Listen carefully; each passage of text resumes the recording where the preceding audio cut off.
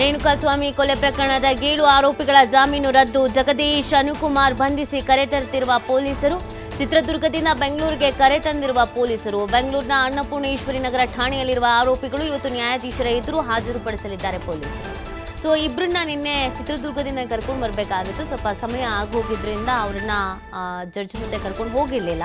ಇವತ್ತು ನ್ಯಾಯಾಧೀಶರ ಎದುರು ಹಾಜರುಪಡಿಸುವುದಕ್ಕೆ ಸಿದ್ಧತೆಯನ್ನು ಮಾಡಿಕೊಳ್ಳಲಾಗಿದೆ. ಸೊ ಈ ಪ್ರಕರಣದಲ್ಲಿ 7 ಆರೋಪಿಗಳ ಜಾಮೀನು ರದ್ದಾಗಿರುವಂಥದ್ದು. ಜಗದೀಶ್ ಮತ್ತು ಅನುಕುಮಾರ್ನನ್ನ ಬಂಧಿಸಿ ಕರ್ಕೊಂಡು ಬಂದಿದ್ದಾರೆ ಪೊಲೀಸರು ಆಲ್ರೆಡಿ. ಇದೀಗ ಬೆಂಗಳೂರಿನಲ್ಲಿ ಇರುವಂಥದ್ದು. ಸೊ ಅವರನ್ನ ಜಡ್ಜ್ ಮುಂದೆ ಹಾಜರುಪಡಿಸಿ ಅದಾದಮೇಲೆ ಇವರನ್ನು ಕೂಡ ಜೈಲಿಗೆ ಕಳಿಸಲಾಗತ್ತೆ.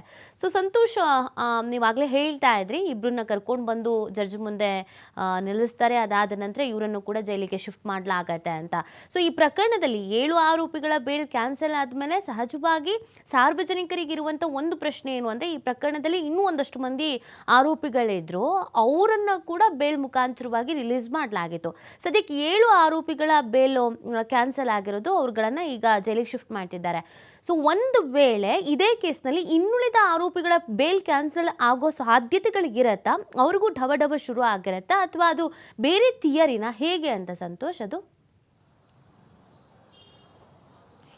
ನಿತ್ಯ ಇಲ್ಲಿ ಅದನ್ನು ಈಗಲೇ ಹೇಳಲಿಕ್ಕೆ ಬರೋದಿಲ್ಲ. ಯಾಕಂತ ಹೇಳಿದ್ರೆ ಇಲ್ಲಿ ಪೊಲೀಸರು ಸರ್ಕಾರದ ಸುಪ್ರೀಂ ಕೋರ್ಟ್ನಲ್ಲಿ ಚಾಲೆಂಜ್ ಮಾಡಿರುವಂಥದ್ದು ಕೇವಲ 7 ಜನ ಆರೋಪಿಗಳ ವಿರುದ್ಧ ಮಾತ್ರ ಅವ್ರಿಗೆ ನೀಡಿರುವಂಥ ಜಾಮೀನು ಅರ್ಜಿಯನ್ನು ವಜಾ ಮಾಡಬೇಕು ಅಂತೇಳಿ.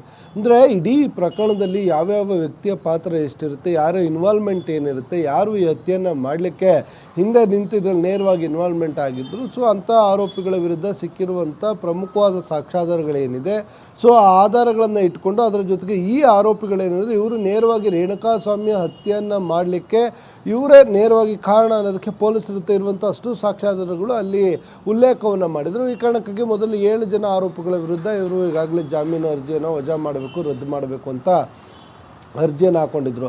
ಇದರಿಂದ ಆಚೆ ಕೂಡ ಏನಾದರೂ ಉಳಿದ ಆರೋಪಿಗಳ ಇನ್ವಾಲ್ವ್ಮೆಂಟ್ ಅಂದರೆ ಕೆಲವರು ಇದರಲ್ಲಿ ಬಂದು ಸರೆಂಡರ್ ಆಗಲಿಕ್ಕೆ ಬಂದಂಥವ್ರು ಇದ್ದಾರೆ, ಕೆಲವರು ಡ್ರೈವರ್ಗಳಿದ್ದಾರೆ, ಕೆಲವರು ಫೋನಲ್ಲಿ ಚಾಟ್ ಮುಖಾಂತರ ಕಮ್ಯುನಿಕೇಷನ್ ಮಾಡಿದಂಥವ್ರು ಇದ್ದಾರೆ, ಕೆಲವರು ಊಟ ತಂದುಕೊಟ್ಟಂತಿದ್ದಾರೆ. ಸೊ ಅವರ ಇನ್ವಾಲ್ವ್ಮೆಂಟ್ ಹತ್ಯೆಯಲ್ಲಿ ಇದೆಯಾ ಇಲ್ವಾ ಅನ್ನೋದು ಪೊಲೀಸ್ ತನಿಖೆ ಮಾಡುವಂಥ ಸಂದರ್ಭದಲ್ಲಿ ತನಿಖಾಧಿಕಾರಿ ಹತ್ಯೆಗೆ ಅಂದರೆ ರೇಣುಕಾಸ್ವಾಮಿ ಹತ್ಯೆಯಲ್ಲಿ ಯಾರ್ಯಾರ ಇನ್ವಾಲ್ವ್ಮೆಂಟ್ ಎಷ್ಟಿದೆ ಅನ್ನೋದ್ರ ಬಗ್ಗೆ ಅಲ್ಲಿ ತನಿಖೆಯಲ್ಲಿ ಸಾಬೀತಾಗಿರುತ್ತೆ. ಅದನ್ನು ಆಧಾರವಾಗಿ ಇಟ್ಕೊಂಡು ಇವರು ಸುಪ್ರೀಂ ಕೋರ್ಟ್ನಲ್ಲಿ ಅರ್ಜಿಯನ್ನು ಹಾಕ್ಕೊಂಡಿದ್ರು. ಹಾಗಾಗಿ 7 ಜನ ಆರೋಪಿಗಳ ವಿರುದ್ಧ ಇದ್ದಂಥ ಜಾಮೀನು ಈಗ ರದ್ದಾಗಿದೆ. ಸೊ ಈಗ ಇಬ್ಬರು ಆರೋಪ ಅನುಕುಮಾರ್ ಮತ್ತು ಜಗದೀಶ್ ಚಿತ್ರದುರ್ಗ ಮೂಲದವರು ಇದ್ದರು. ನಿನ್ನೆ ಅವರು ಜಾಮೀನು ರದ್ದಾದ ಬಳಿಕ ಚಿತ್ರದುರ್ಗದಿಂದ ಬೆಂಗಳೂರಿಗೆ ಬರಲಿಕ್ಕೆ ಒಂದಿಷ್ಟು ಸಮಯಾವಕಾಶ ಬೇಕಿತ್ತು. ಹೀಗಾಗಿ ಪೊಲೀಸರು ಕೂಡ ಹೋಗಿ ಅವ್ರನ್ನ ವಶಕ್ಕೆ ಕರ್ಕೊಂಡ್ಬಂದಿದ್ದಾರೆ. ಇವತ್ತು ಅವ್ರನ್ನೂ ಕೂಡ ಪ್ರೊಡ್ಯೂಸ್ ಮಾಡ್ತಾರೆ. ಇವರಿಬ್ಬರುಗಳು ಕೂಡ ಪರಪ್ಪನ ಅಗ್ರಹಾರ ಜೈಲನ್ನು ಸೇರುವಂಥದ್ದು. ಅವರು ಕೂಡ ಈ ಪ್ರಕರಣದಲ್ಲಿ ಮುಂದಿನ ದಿನಗಳಲ್ಲಿ ಉಳಿದ ಆರೋಪಿಗಳ ವಿರುದ್ಧವೂ ಕೂಡ ಪೊಲೀಸರು ಒಂದು ಜಾಮೀನು ಅರ್ಜಿಯನ್ನು ಕ್ಯಾನ್ಸಲ್ ಮಾಡುವ ಬಗ್ಗೆ ಚಿಂತನೆಯನ್ನು ನಡೆಸ್ತಾರೆ. ಅಂದರೆ ಮೊದಲ ಹಂತದಲ್ಲಿ ಪೊಲೀಸರಿಗೆ ಜಯ ಸಿಕ್ಕಿದೆ, ಎರಡನೇ ಹಂತದ ಯಾವ ರೀತಿಯಾಗಿ ಕಾನೂನು ಹೋರಾಟವನ್ನು ಮಾಡ್ತಾರೆ ಅನ್ನೋದನ್ನ ಕಾಯ್ದು ನೋಡಬೇಕಾಗುತ್ತೆ. ನೀತಿ ಸಂತೋಷ್, 1 ಸೆಕೆಂಡ್ ಹೋಲ್ಡ್ ಆನ್. ಇನ್ನೊಂದು ಬ್ರೇಕಿಂಗ್ ನ್ಯೂಸ್ ಇದೆ, ಇನ್ನೊಂದು ಅಪ್ಡೇಟ್ ಇದೆ, ಮತ್ತೆ ನಿಮ್ಮನ್ನ ಕನೆಕ್ಟ್ ಆಗ್ತೀನಿ.